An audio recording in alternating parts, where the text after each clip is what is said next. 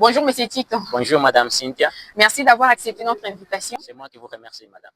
Alors aujourd'hui, nous allons parler de la place du français en Angola, alors qu'il est désormais obligatoire dès le primaire. En tant que prof d'anglais, mais aussi francophone et diplômé en didactique de FLE, votre point de vue nous intéresse. Alors pour commencer, un enseignant de français a déclaré ceci, je cite, « Les élèves angolais sont très bons en anglais.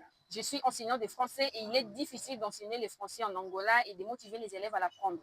Ils sont très anglophones. En tant que prof d'anglais et francophone, que pensez-vous de cette affirmation? Pourquoi, selon vous, les élèves semblent-ils parfois plus attirés par l'anglais que par le français?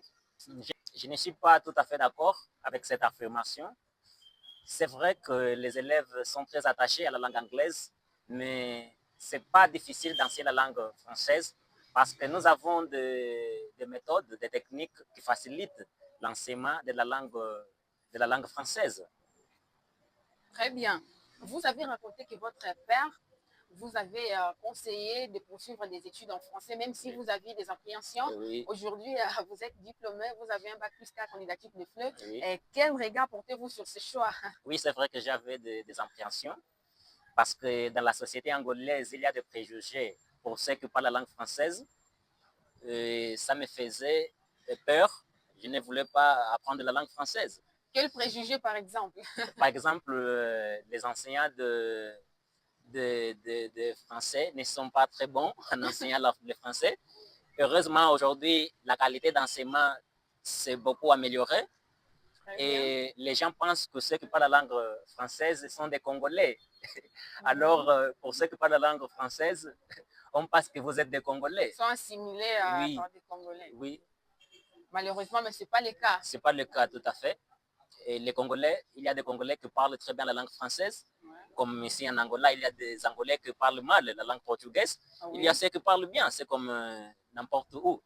C'est vrai. Oui. Merci. Et quel conseil donneriez-vous aujourd'hui aux jeunes Angolais qui hésitent à apprendre la langue française? Oui, je leur conseille d'apprendre la langue française parce que la langue française, c'est une très belle langue. C'est une langue parlée dans les 5 continents. C'est une langue parlée par plus de 200 millions de personnes dans le monde. Et plus spécifiquement, ici en Afrique, la langue française va être la langue la plus parlée de l'Afrique. Alors, par ceux qui parlent, ils veulent apprendre la langue française, ils auront beaucoup d'opportunités, comme il y en a déjà dans nos jours.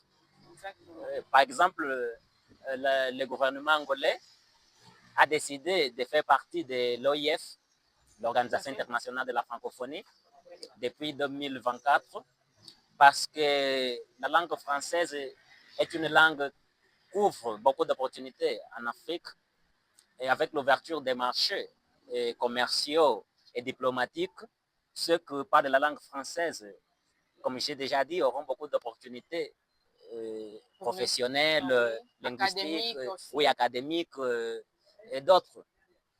Ok. On vous remercie, M. Tito, pour votre disponibilité. Merci beaucoup, Madame Cynthia, pour l'invitation. De rien.